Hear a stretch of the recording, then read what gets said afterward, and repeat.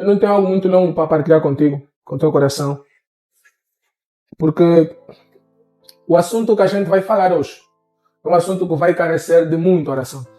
Por isso é que nós vamos tirar tempo para orarmos, amém? Por causa desse assunto que a gente vai conversar hoje, amém, irmãos? Nós estamos nesse momento a trazer uma série de mensagens, uma imersão que a gente está a chamar de F3C, ou seja, Finanças, Caráter e Conduta Cristã, onde nós queremos falar não só sobre questão financeira, mas também sobre como essa questão financeira, e esse no fundo é o objetivo dessa nossa atividade, é falar como essa questão financeira ela produz um impacto enorme no caráter e na conduta do cristão, amém? Se você eventualmente até o momento não percebeu qual era o objetivo dessa imersão bíblica, doutrinária, teológica, o propósito é especificamente este: poder dar-te uma visibilidade, uma percepção, e não só, para que possamos todos em conjunto alinharmos-nos debaixo de verdades bíblicas que nos ensinam como nós como cristãos precisamos nos posicionar para que a questão financeira não abale de forma errada nosso caráter e nossa conduta. Amém? Amém? Alguém entendeu? Jesus disse que o amor ao dinheiro é a raiz de todo o mal. Amém? O amor ao dinheiro. Na mesma Bíblia, nós encontramos que ninguém pode servir a dois senhores, falando especificamente num contexto do dinheiro. Que ninguém pode servir a Deus e às riquezas. Quando a Bíblia diz que ninguém pode servir a Deus e às riquezas, é porque é possível servirmos às riquezas. Amém? Então, existem pessoas que servem às suas riquezas. E não são eles quem têm essas riquezas, mas sim as riquezas que os têm. O dinheiro, as finanças, sobre um cômputo geral, são e é um fator de elevada relevância, e nós todo santo dia precisamos estar a vigiar o nosso coração sobre a forma como lidamos com esse fator que Jesus o coloca quase que na mesma posição que o nosso Deus. Amém? Eu ainda não te saudei. Boa noite, irmão. Como é que vocês estão? Estão bem? Amém? Estão felizes com Jesus? Amém. Jesus está feliz convosco? Glória a Deus. Amém? Então, para você que nos acompanha do outro lado aí na live, nós estamos nessa atividade que eu acabei agora de fazer uma pequena descrição. Hoje nós vamos falar, mas antes fazer aqui uma pequena contextualização daquilo que a gente conversou e falou durante a quarta-feira passada. Nós falamos um bocado sobre fé, amém? E eu quero deixar assim bem claro, tal como foi na imersão Fé Inabalável, onde a gente construiu um conjunto de mensagens que, quando conectadas, contam uma história. O propósito aqui na F3C também é contar uma história. Eu te garanto que você eventualmente vai ouvir sobre finanças de um modo que você não está acostumado a ouvir. Não que os outros modos de falar sobre dinheiro na Bíblia sejam errados, mas que existem várias formas de falarmos sobre o dinheiro nas Escrituras.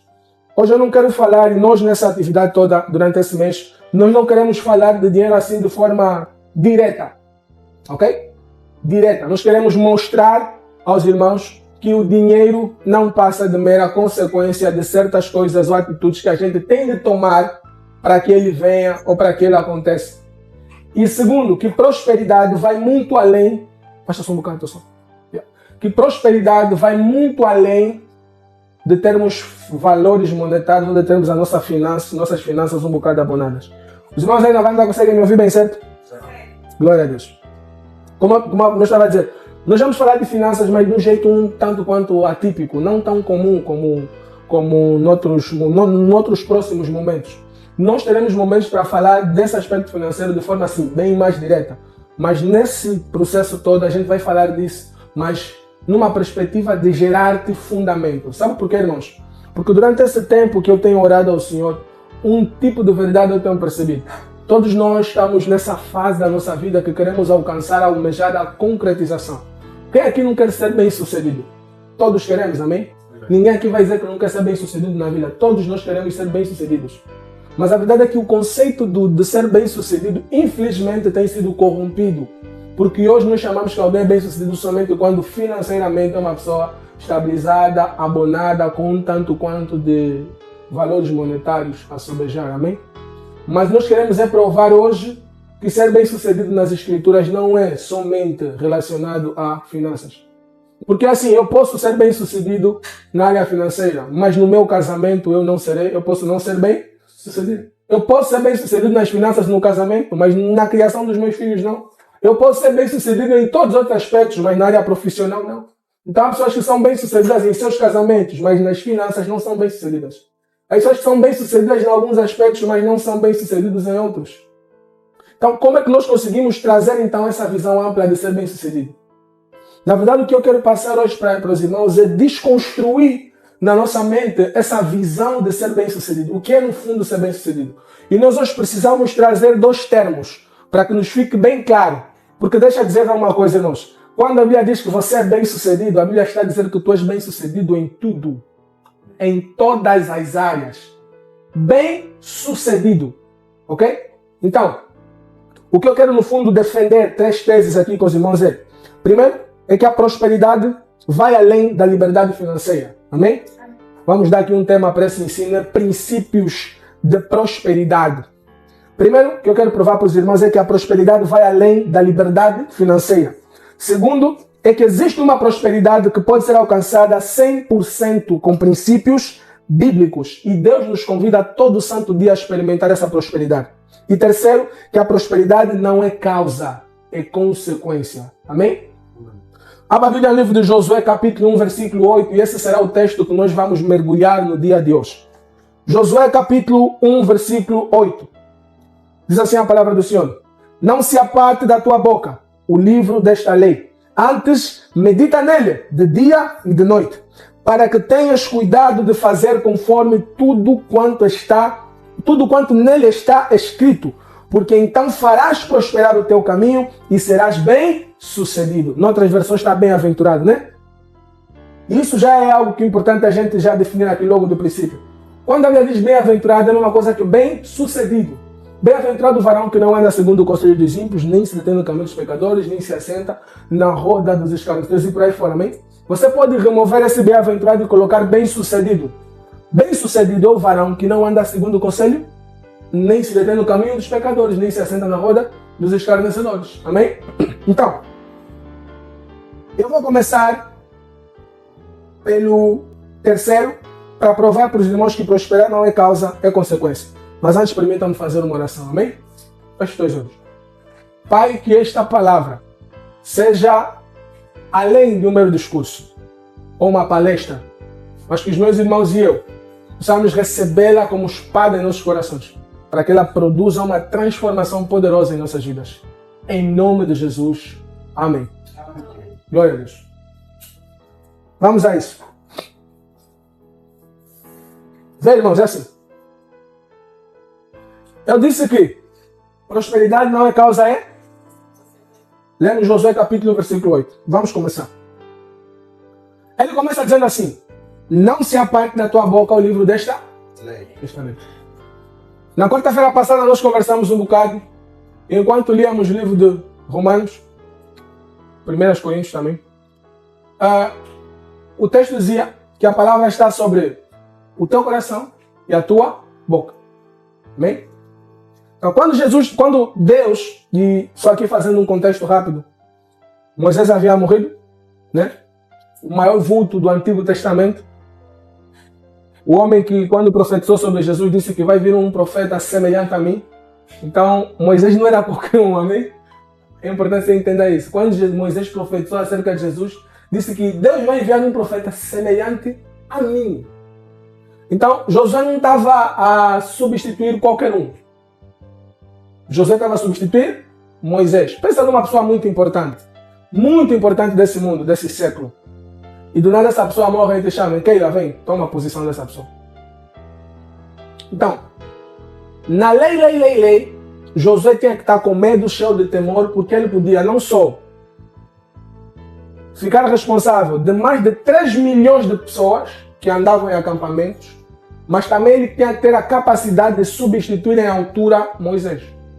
Então Deus olha para Josué e percebe a situação em que o camarada encontrava-se. Deus vai ter com Moisés e com Josué e começa a lhe dar estas instruções que são extremamente importantes. E dentre todas as outras instruções, quando Deus começa a dizer seja forte, tenha bom ânimo, o que me chama a atenção para esse aspecto daqui é que no versículo 8 Deus começa a falar o que ele está a falar para Josué. Atenção que, irmãos, o ser bem sucedido aqui para Josué, o prosperar para Josué, em momento algum estava relacionado com prosperidade financeira.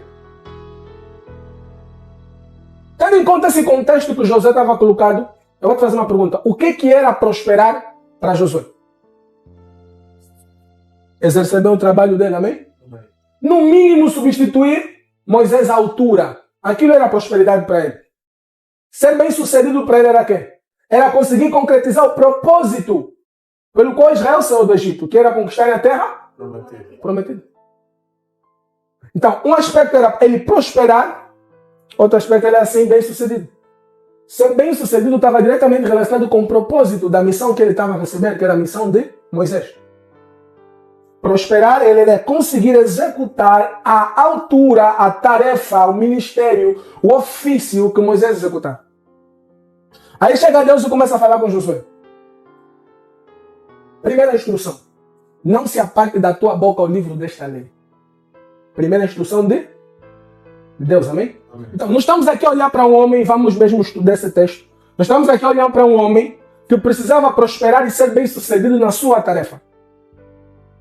E já entendemos aqui que o prosperar e ser bem sucedido não está relacionado com ele ter dinheiro, mas em executar bem a função e conseguir cumprir o propósito final de tudo. E a primeira recomendação que Deus dá para ele é não se aparte da tua boca o livro desta lei. Vamos separar essa frase em partes. Não se aparte da tua boca o livro. Quando Deus está a dizer para Josué, não se aparte da tua boca, está a dizer que você tem que continuamente declarar as palavras desse. E o que me chama a atenção é que Deus não diz para Josué, não se aparte da tua boca as palavras do livro. Deus diz, não se aparte da tua boca o livro. Sabe o que Deus está dizendo? Deus está querendo conhecer o livro da lei capa a capa. Quantos de nós temos tirado tempo para entrar fundo nisso, de modo que as palavras do livro nunca se apartam da nossa boca? Quantos de nós temos aplicado princípios bíblicos em todos os aspectos da nossa vida? Isso só acontece quando nós começamos a cumprir esse princípio que Deus declara para Josué. Não se aparte da tua boca o livro desta lei. Amém? Então, existe uma lei. Existe o livro da lei.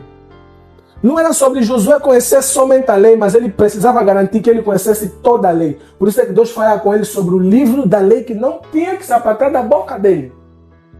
Então vamos já tirar aqui uma lição. Para prosperar, eu, tu, você, nós, vós, eles, todo mundo precisa conhecer todo o livro da lei. Você precisa conhecer as escrituras ponta a ponta. Deixa eu te dizer, tem conceito para tudo. Tem aplicação bíblica teológica para tudo nessa vida. Quantos de vocês já ouviram que pobreza não, só aqui entrando no contexto da mensagem. Quantos de vocês já ouviram, já falaram, acreditam e partilham a ideia de que pobreza é mentalidade? E riqueza também é. Tem que ter uma mente milionária, uma mente rica. Pobreza é mentalidade. Vamos entrar nas escrituras, vamos ver o que as escrituras dizem sobre isso. Em momento algum a Bíblia está a dizer, e Deus não está falando isso para Josué, que para que você prospere, muda o teu mindset. Deus falou isso para Josué? Deus não disse, não, Josué, tens que ter um mindset milionário, pensa como... Não, você é pobre, o teu mindset é de pobre. Não, Deus não falou com Josué sobre mindset. Deus falou sobre ele fazer o quê? Garantir que ele tinha na boca o livro da lei. Esse livro transformaria a mente de Josué. Já vamos entrar aí, amém? Vamos devagar. Segunda regra de Deus. Antes, medita nele de dia aí. É como se Deus estivesse a ensinar para Josué de cabeça para baixo. Para que você tenha sempre esse livro na boca, as leis, você precisa meditar nele de dia e Deus lhe dá a tarefa número 1 e a mais principal: não se aparte da tua boca o livro dessa lei. Ou seja, confessa a palavra. Tua boca precisa ser metralhadora bíblica. Amém? Sabe Bíblia da ponta a ponta. Aplica conceito bíblico em todos os aspectos da tua vida. No trabalho, no negócio, no relacionamento. Não sei, aplica conceito bíblico.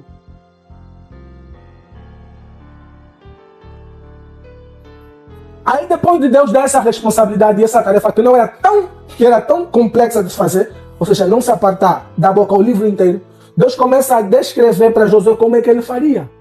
E ele começa dizendo: medita nele de dia e de noite. Ou seja, todo santo dia. Tu precisas meditar nesse livro. Isso aqui faz uma diferenciação entre meditar e ler, irmão. Eu tenho duas estratégias de contato com as escrituras. Eu tenho os meus momentos de leitura, que eu faço aquelas minhas leituras em bloco. Que eu, vou consumir 24, 30 capítulos rápido em uma hora, porque eu faço leituras em bloco. E tem aquele momento que eu faço a meditação. O que é meditar? Só para vocês terem uma noção, eu fiquei quase 3 horas nesse versículo. Só olhar. Deus, o que tem aqui para me ensinar? Isso chama-se meditar. Fazer anotações, escrever, pegar insights bíblicos. Você fica horas e horas mastigando, lendo, relendo, memorizando, pegar filme, o que isso tem aqui bem sucedido, e procurar os originais, o que está a dizer a respeito daquilo, em que contexto estava. Tudo isso é a prática da meditação. E é isso que Deus ensina para Josué. Mas só existe uma boa meditação quem de antemão pratica uma boa leitura. Porque tu não vais meditar algo que tu nunca leste. Então leia, mas a recomendação de Deus é que nós meditemos. Ou seja, reflita profundamente. Irmãos, meditar não tem a pressa ao meditar. Quando você trata o tempo de meditação, não tem a pressa. Gasta a hora em 2, 3 versículos. Pensa naquilo. Ora. Vai, relaxa a cabeça, volta no versículo. Fala: Deus, o que tem aqui que eu não estou a ver? Não é esforçar a revelação. É entender o que as escrituras querem dizer.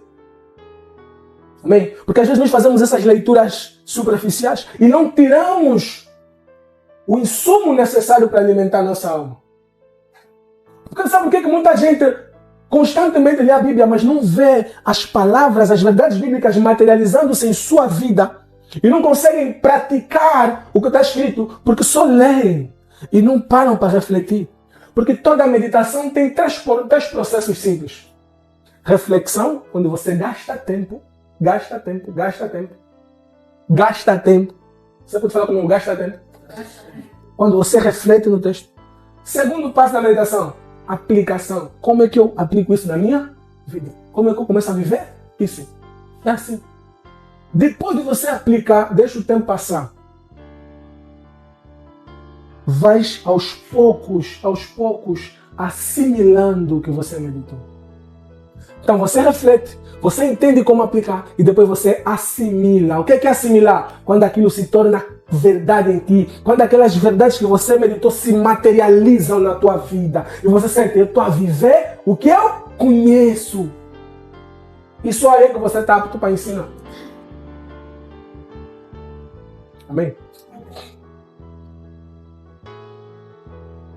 Vamos avançar, amém? Depois Deus diz para Josué: não se aparte da tua boca, antes medita nele. Deus diz: para que tenhas cuidado de fazer conforme a tudo quanto nele está, colocar em prática. Amém? Então, existe um caminho para prosperar. E esse caminho é especificamente esse. Como é que Josué prospera? A partir do momento que ele começa a praticar tudo conforme está escrito. Irmãos, é o seguinte: não é metade, não é a mais e não é a menos. É sobre praticar tudo conforme está escrito. Muita gente se frustra: não, eu estou a viver a palavra pela metade, por isso é que as coisas não vão à frente. Não, eu estou a viver a palavra e acrescentaste mais lá um bocado da tua mente, por isso que as coisas não vão em frente. Não é sobre acrescentar nem sobre remover, é sobre viver do jeito e praticar conforme está escrito. Vamos só prestar atenção aqui no aspecto. Por que Deus está a dizer que ele, o Josué, é quem vai ter o cuidado de fazer conforme está escrito?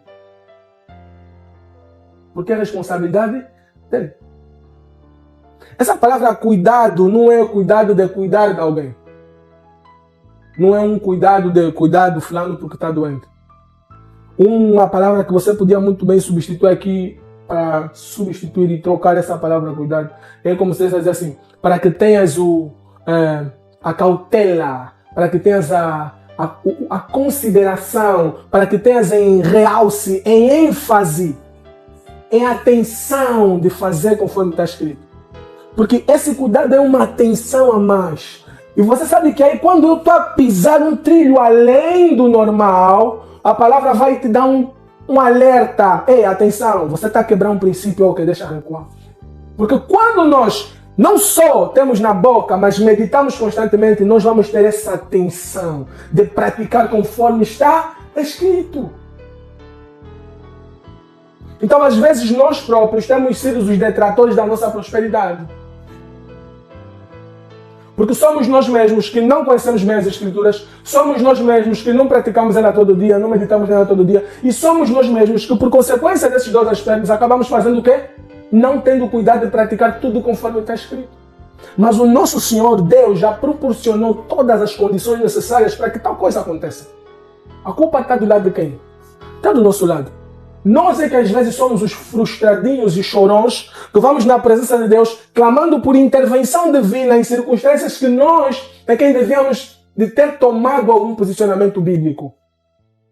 Na quarta-feira passada eu falava aqui que nós começamos a abraçar conceitos e esses conceitos têm apagado o fogo de Deus em nós. Sabe por quê?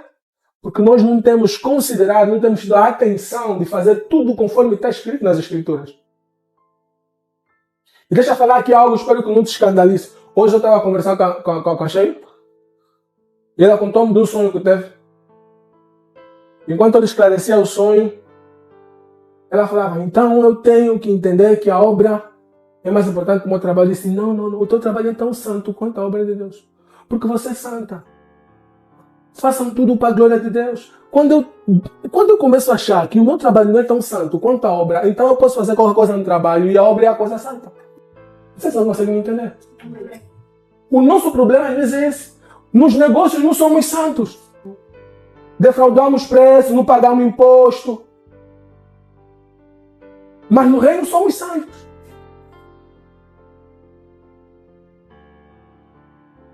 Todos vocês sabem qual é o negócio. E sabe algo que eu todos os dias sou tentado no negócio qual é o termo que se usa? Não é suborno. Quando você está a fazer a fatura do cliente, dá um desejo de querer sobrefaturar. Colocar um preço a mais, para você ganhar mais. O Espírito Santo te toca e fala, está errado, é pecado. Por quê? Porque a palavra diz que isso é errado. E eu não posso fazer isso. Amém? Vocês sabem qual é o negócio? Quantas vezes eu já não fui tentado a mandar o meu IBAN em vez de mandar o IBAN da empresa? Mas todos os dias o Espírito Santo me repreende. O IBAN não é sobre você. Por quê? Porque está errado. Porque eu tenho que ter sempre a atenção de fazer tudo conforme está escrito. Então quando eu achar que o negócio não é a parte santa é só a Bíblia, é só Deus, eu começo a errar na minha vida. E eu dizia a Sheila, se você pegar a obra e colocar aqui, o teu trabalho e colocar aqui, Deus começa a deixar de ser glorificado aqui. Porque aqui você vai estar a fazer com desdém, com desleixo, achar que isso não é o mais importante, não é o mais relevante, é do César. Mas se você é santo, o trabalho, o teu emprego, o teu ofício também é santo. Honra a Deus aí. Manifesta a Deus naquele lugar. Deixa Deus glorificar naquele lugar. Eu dei exemplo de Daniel. Eu disse, Daniel era governador.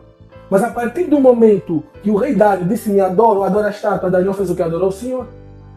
Há um limiar dessa componente que estou aqui a falar. Quando o teu emprego, quando nas coisas seculares, elas começam a te obrigar a quebrar princípios bíblicos, o que prevalece é a Bíblia. Nem que para isso é necessário tu perderes o emprego, o que prevalece são as Escrituras.